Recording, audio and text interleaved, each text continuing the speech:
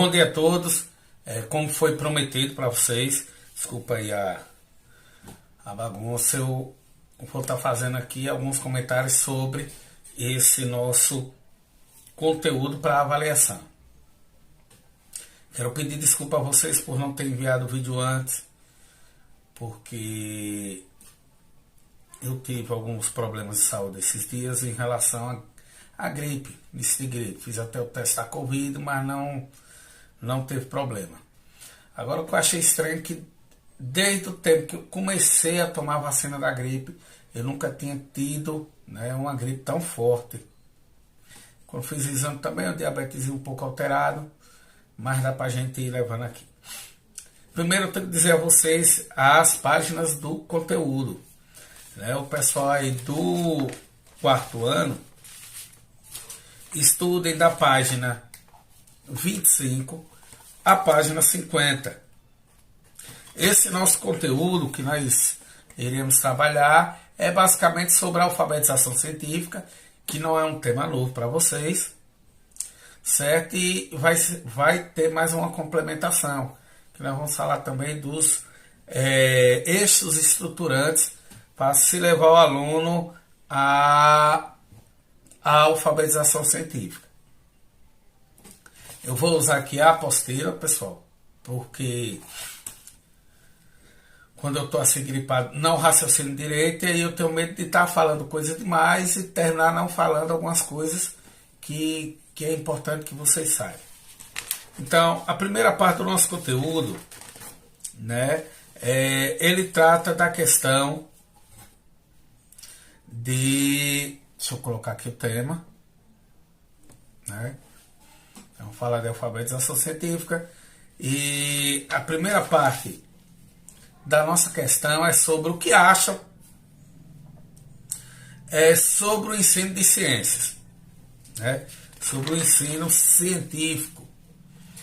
Pessoal, dificulta muito as pessoas entrarem na área científica uma série de visões que a sociedade tem em relação a esse trabalho. Vou pegar aqui um contexto histórico. Vocês viram aí na apostila de vocês que o incentivo maior ao ensino de ciências se deu no período da Guerra Fria, com aquela disputa por produção de armas e também das viagens espaciais. Nós tivemos também aqui no Brasil a LDB de 1961, que instituiu nas séries finais do ensino fundamental, nas 3 séries finais, o ensino de ciências.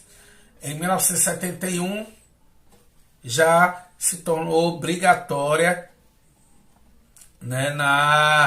em todo o ensino fundamental. Certo? Mas a maneira como se ensina a ciência passa até hoje por situações que não ajudam muito. Primeiro, por as visões que a sociedade tem dos cientistas, Sem falar dos métodos, nas metodologias de ensino muito tradicionais, sem levar o aluno a questionamentos, sem levar os alunos a investigações, apenas passando conceitos prontos, acabados, aquelas aulas reprodutivas, onde o qual o professor é o detentor do conhecimento e vai lá, explora um tema, apresenta determinados conceitos, sem levar em consideração o raciocínio, e sem estimular a aprendizagem do aluno, que é aquelas nossas aulas que a gente sempre falou sobre aulas decorebas. Então, em falar isso daí dificulta na aprendizagem. Outra questão também que dificulta é a visão que a sociedade brasileira tem em relação a quem trabalha no meio científico. Eu vou botar até aquela figurinha engraçada que vocês têm na apostila de vocês, que é aquele personagem da Walt Disney, o tio do Pat Donald, que é cientista, e aí tá, o pessoal tem uma visão equivocada do que seria ser um cientista e estudar para ciências. Acredita que é uma coisa individualista. O investigador científico vive num mundo isolado, é descontextualizado das outras coisas, é meio aéreo, que o conhecimento científico ele obedece simplesmente regras rígidas, que não é para todo mundo. É cumulativa, não menciona os conhecimentos adquiridos ao longo do tempo, é uma coisa assim que acontece de uma hora para outra, certo? E esse tipo de visão atrapalha, não motiva com que novos jovens ingressem no estudo da ciência. Fica assim meio que uma visão deturpada, dando como se fosse uma questão muito elitizada. Ao contrário do que realmente é. O conhecimento científico, o estudo científico, ele é complexo, ele sofre alterações ao longo do tempo. Aquela história que eu falei para vocês, são criadas hipóteses com possíveis soluções a determinados problemas e que elas podem ser completadas, aperfeiçoadas ou refutadas, extintas. Então, não é uma coisa estática, parada o conhecimento científico. Ele não é parado nem na sua produção e nem quando o conhecimento está lá. Ele é sempre aprimorado. Certo? Ele passa, é lógico, por um processo, por métodos, porém são mais complexos, são mais abertos do que o que pregam, do que o que vem por aí. Deixa eu tirar aqui a figurinha. Eu vou dizer aqui uma parte que está na apostila de vocês, que é, por exemplo, em primeiro lugar, é importante observarmos que não há existência de um método científico com conjunto de regras perfeitas, rígidas e infalíveis. Não. Com a ciência, aprende-se muito com os erros também. O próprio ensino de ciência, costumo dizer que o aluno ele aprende errando, né? Ele aprende errando. Quando você está na sala de aula e você promove um ensino em que você entrega tudo pronto e acabado para a criança, não estimula o aluno a aprender, a desenvolver, a produzir conhecimento. Temos que criar climas de investigação, de questionamento, de erros, porque com os erros vêm os acertos, para que o aluno realmente produza um conhecimento. A aula de ciência tem que ser uma aula viva. Tem que ser uma aula que leva o aluno a pensar. Então, se o professor chega, passa no quadro uma série de conceitos, e o aluno não é levado a refletir sobre aqueles conceitos,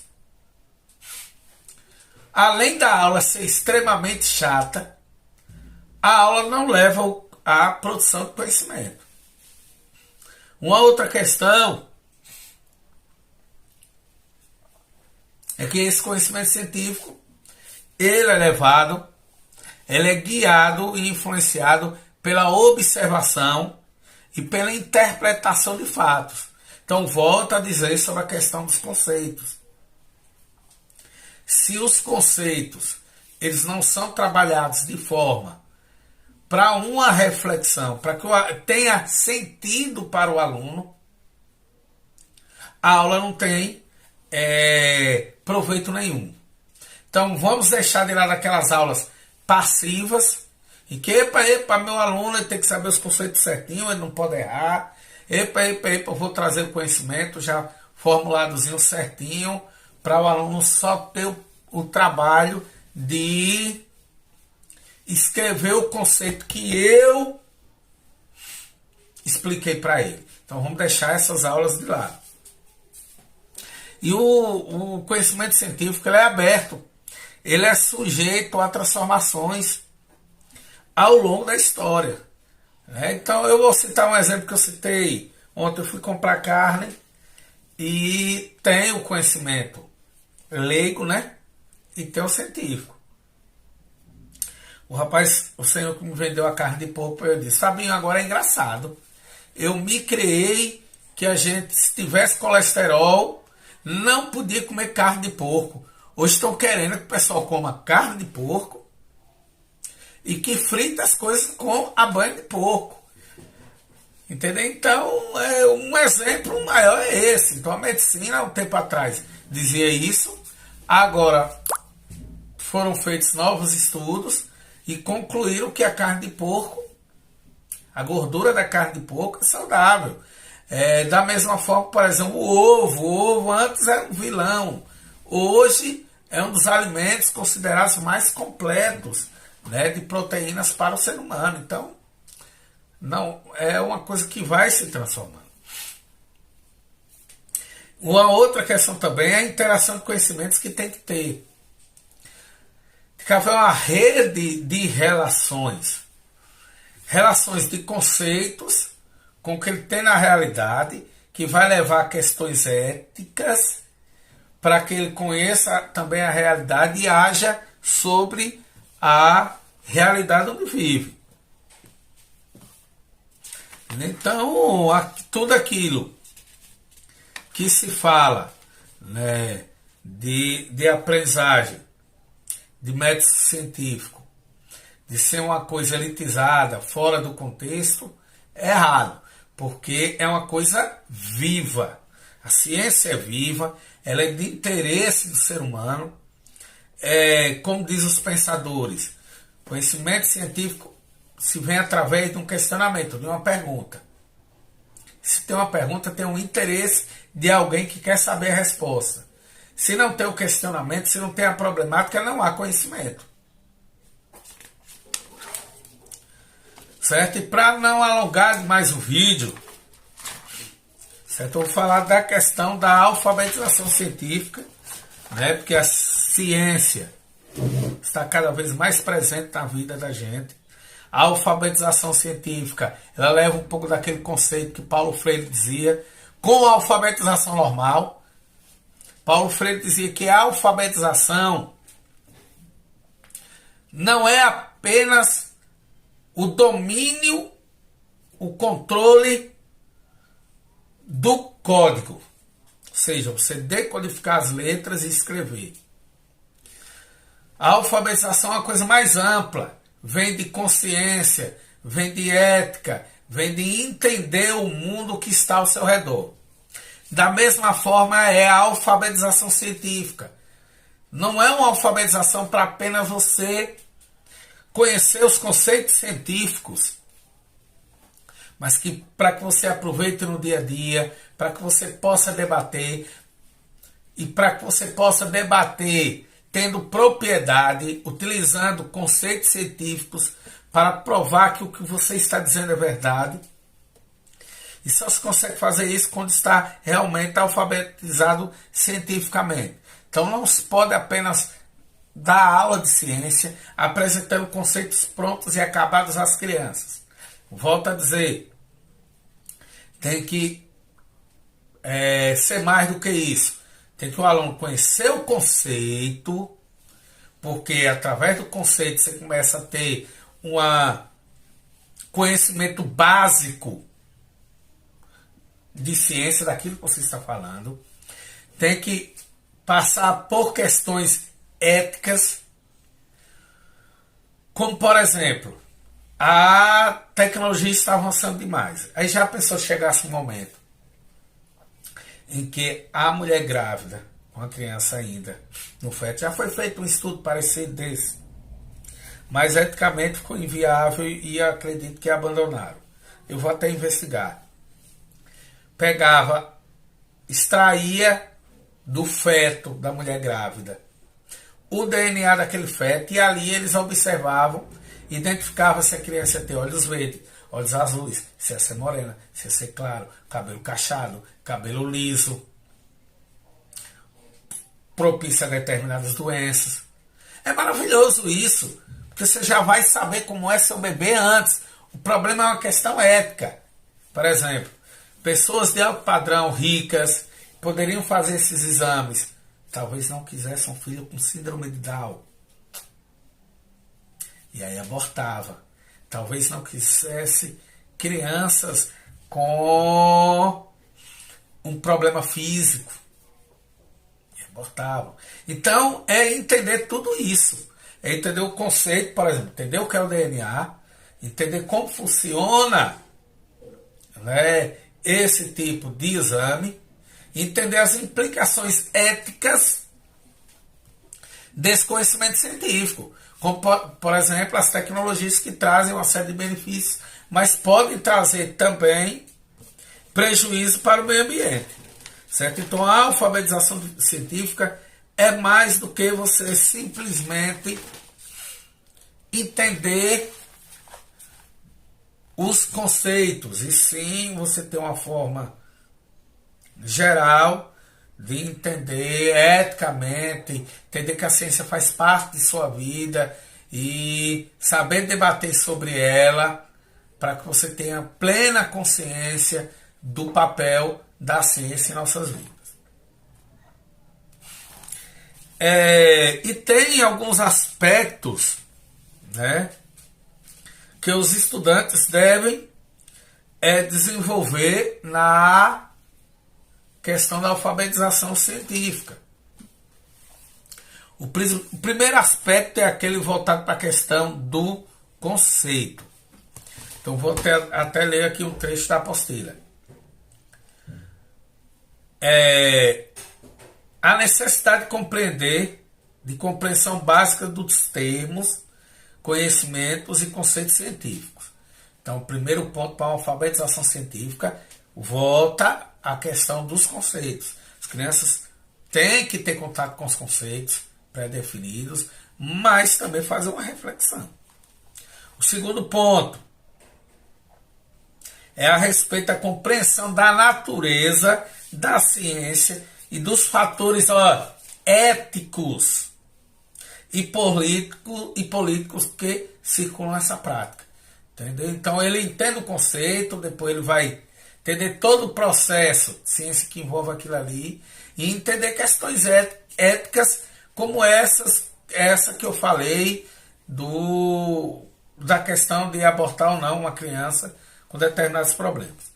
E por último, o último eixo estruturante é o entendimento das relações existentes entre ciência, tecnologia, sociedade e meio ambiente. Entendeu? Então é ele entender que a ciência ela perpassa da tecnologia, essa tecnologia ela deve ser usada para o bem-estar pessoal também comum, né? De perceber as partes boas ou ruins daquilo ali para a sociedade e para a natureza.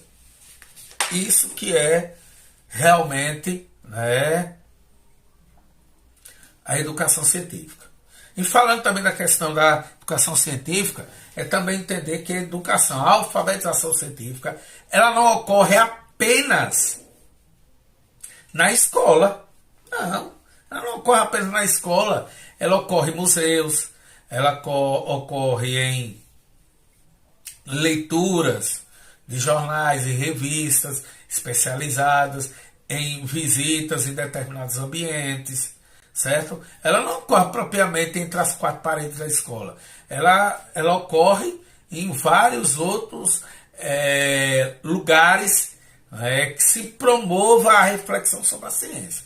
Certo, pessoal? Forte abraço e espero que vocês tenham nota boa na avaliação. Então não esqueça, as páginas da página 25 à página 50. Forte abraço a todos.